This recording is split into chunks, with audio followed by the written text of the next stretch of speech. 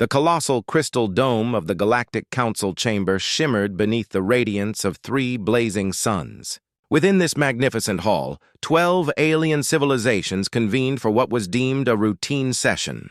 The atmosphere stirred with mingling gases, and the hum of translator devices as emissaries from across the stars assumed their seats along the circular dais. At the central podium stood Admiral Kextool of the Zephyrian Empire, his forearms sweeping theatrically as he spoke. His violet-scaled skin gleamed under the refracted light, while his 3 eyes fixed on the floating holographic projection above. The image displayed a modest blue world revolving around a yellow sun in what the Council labeled Sector 7. "Esteemed colleagues," Kexthal began, his words resonating through mechanical translators with flawless clarity, "we have uncovered another primitive race in need of our oversight. They call themselves humans and occupy the 3rd planet in their system." The gathered representatives leaned forward, mildly intrigued. The crystalline envoy, an animate being of living stone, spoke first. "What makes them remarkable, Admiral? Each cycle we catalog scores of backward societies." A faint shimmer of amusement lit Kexel's eyes. "These humans, however, are exceptional. Our long-range probes have tracked them for many of their years. They exhibit the most violent disposition ever recorded. They endlessly war among themselves with crude projectiles and chemical detonations." A ripple of distorted laughter passed through the chamber. The Voidwalker delegate, a shadowy presence partly existing beyond normal space, murmured from everywhere at once. "Surely you jest, Admiral. No race achieves spaceflight while devouring its own kind." "That is what renders them extraordinary," Kexel countered, shifting the display to reveal sprawling cities and blood-stained battlefields. "They advanced into space despite spending millennia butchering one another. Their weapons are absurdly primitive. Metal slugs hurled by combustion, explosives born of fire. They know nothing of plasma arrays or defensive shielding." The Mantis Queen, her chitinous limbs clicking, lifted a razor-like arm. "Their technology is pitiful, incapable of endangering even a single scout ship." "Why summon the full council for this?" Kexel's expression darkened. "Because despite such backwardness, they have mastered faster-than-light communication and begun probing nearby stars. Our tacticians fear they may one day become troublesome. It would be wiser to bind them to our empire before they imagine independence."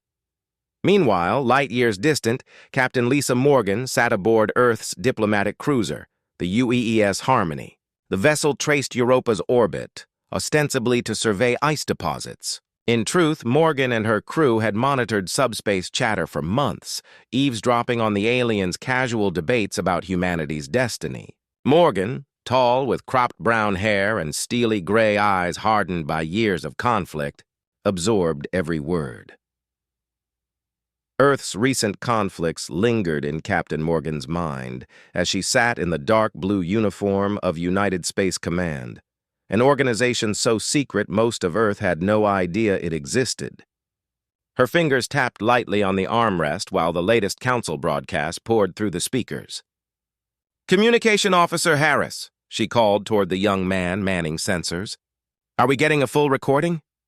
"Yes, Captain," replied Lieutenant Danny Harris, his hands gliding across shimmering controls. "The translation system is functioning flawlessly. We're capturing every word." Morgan's jaw tightened at the aliens' dismissive tone toward human strength. They had no idea what awaited them. They had glimpsed only Earth's surface wars, never the reality of what humanity became when united. "Captain," Harris continued, "they're preparing to send an ultimatum. The signal is already en route to Earth." Moments later, Admiral Kexthol's towering image burst onto every global display. His alien visage and metallic voice might have terrified worlds unprepared, but humanity had trained for this day. "Primitive humans of Earth," he declared. "I am Admiral Kexthol of the Galactic Council. Your species has been judged suitable for assimilation into our empire. You will surrender your fleets and yield authority within one planetary cycle. Resistance is futile. Your primitive weapons are powerless. Your violent instincts make you unfit for freedom. Accept our guidance, and you will survive as useful labor for the Empire." The feed cut, leaving Earth's leaders to weigh an order of unconditional surrender. Beneath the Swiss Alps, in a fortified command complex, Admiral Jake Sullivan studied the broadcast. A hardened veteran of oil conflicts and cyber wars, he bore the scars of every human battlefield. "Ladies and gentlemen," he said to his staff, "our new neighbors want to file us into their collection. What do we know of their strength?" Colonel Amy Foster, Chief of Intelligence, rose and triggered a hologram of the alien fleet. "Based on transmissions and power traces, we estimate 300 vessels. Their plasma batteries are dangerous compared to normal weapons, and their ships dwarf anything we've admitted constructing." Sullivan's lips tightened. "And they're blind to what we've truly built, aren't they?" "Completely, sir," Foster confirmed. "They've only studied our surface wars and civilian programs. They have no awareness of classified projects since we intercepted their first signals." Sullivan stepped toward a vast solar system display. Deep in the asteroid belt, a single red marker pulsed quietly, dormant for months with its engines cold to avoid exposure. "Send word to Captain Turner," Sullivan ordered. "Wake the Devastator. It's time our guests learn what humans can do when they stop fighting each other and start fighting together." Meanwhile, the alien fleet closed in, arrogant in their superiority. They had crushed dozens of civilizations the same way, arriving with overwhelming might, issuing demands, and accepting surrender. None had ever resisted the Council's war machine, but none of them had ever been humans. For millennia, humanity had perfected war, and now that history was about to become the galaxy's nightmare. The invaders burst from hyperspace at the system's rim like a plague of metallic locusts. 300 ships of varying size spread across the void, their hulls gleaming with alien alloys and glowing with energy flows. At the heart of the armada loomed the Zephyrian Dreadnought Void Render, a kilometer-long fortress never once defeated. On its command deck, Commander Veltar anchored his 6 legs firmly, compound eyes reflecting starlight as he studied his tactical feed. The human system was just as scouts had promised, a single world, a scattering of crude orbitals, and nothing resembling true defense.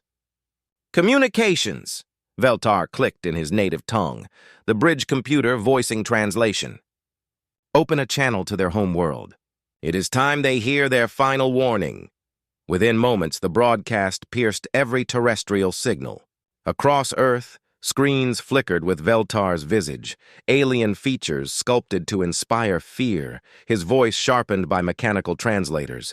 "Humans of Earth," intoned the commander, "I am Veltar of the Galactic Council." "Of the Galactic Council fleet. You have 1 rotation of your planet to surrender without conditions. Prepare your leaders for transport to our vessels so they may sign instruments of submission. Any resistance will be met with immediate annihilation. Your primitive arms cannot harm our ships, and your belligerence renders you unfit for self-rule. This is your lone warning."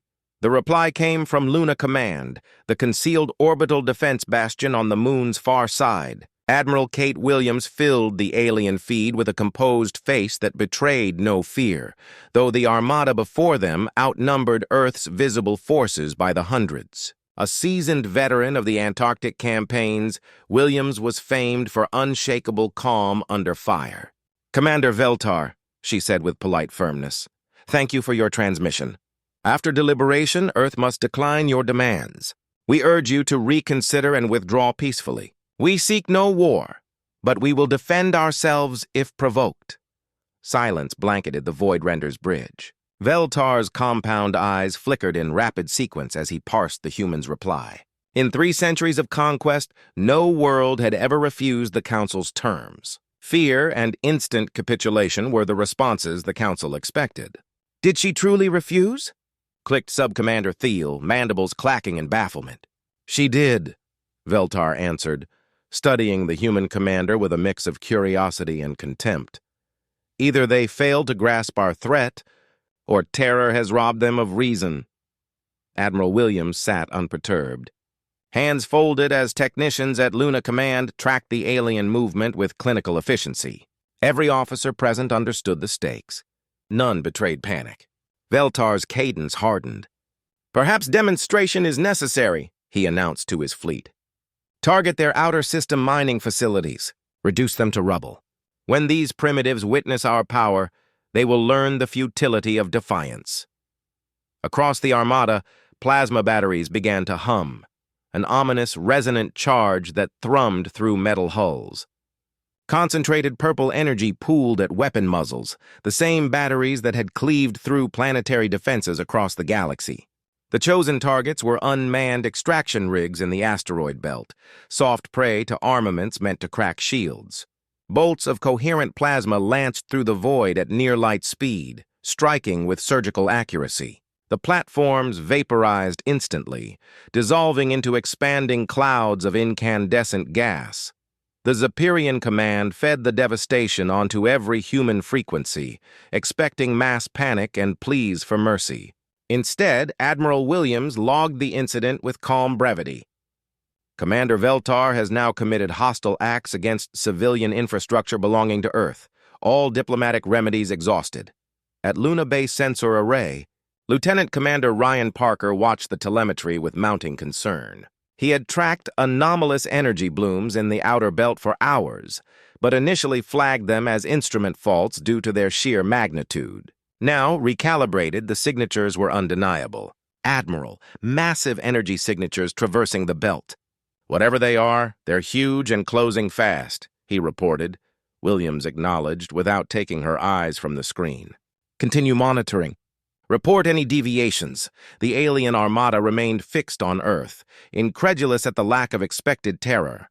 Their scanners traced the blue planet and its visible military nodes, but humans showed no collapse into chaos. They ignore our demonstration, Subcommander Thiel reported. No surrender, no panic. Communications are measured and coordinated. Plasma banks across the armada began their resonant charge once more, this time aligning on the obvious military nodes encircling Earth. These installations resembled the mining, rigs, exposed metal frames, and rudimentary point defenses, exactly the sort of soft targets Veltar expected to shred. As the Zephyrian batteries crept toward full output, Parker's console flashed with a signature that made the air in the control room go thin. The anomalous signal was no natural flare. It was vast, engineered, and bearing down on them with intent. "Admiral," Parker said, voice edged with something like reverence, "you need to see this. The signature I've tracked has cleared the belt. It's a ship, the largest I've ever recorded." Admiral Williams allowed the hint of a smile as she studied the tactical map. The red marker that had lain dormant in the black was finally moving. Years of secrecy and months of careful concealment were culminating in a single moment. Humanity's greatest hidden asset was ready to reveal itself. "Commander Veltar," Williams said with serene certainty, "you might want to recalibrate your long-range sensors. You're about to meet some friends of ours." Confusion on the Zephyrian bridge curdled into alarm as their sensor crews began to receive impossible returns from the asteroid belt. Something prodigious was approaching, far larger than even their Leviathan dreadnoughts. As the silhouette untangled itself from behind a tumbling rock, the true extent of humanity's concealment became horrifyingly clear. The USS Devastator rolled out of the belt like a titanic colossus rousing from sleep. Nearly 2 kilometers from bow to stern, its hull drank light instead of reflecting it. A matte expanse patterned with intricate geometric motifs that suggested engineering beyond the galaxy's common ken. It was a machine both brutal and beautiful. Captain Alex Turner stood on the Devastator's bridge, hands clasped at his back, watching the alien armada's reactions. Turner had risen through decades of deep space exploration and first contact duties. His calm blue eyes had witnessed stellar births and cultural deaths. Today they fixed only on the enemy. "Sensors, report," he ordered, voice steady enough to steady the crew. 300 hostiles detected," came Lieutenant Sarah Kim's crisp response from the sensor station. Their largest measures roughly 1 kilometer. All craft showing active weapons arrays and shielding. Turner studied the holographic tactical overlay. The invaders had arrayed into a tight classic assault formation intended to crush lesser defenses with massed fire, an approach that had felled many worlds through the centuries.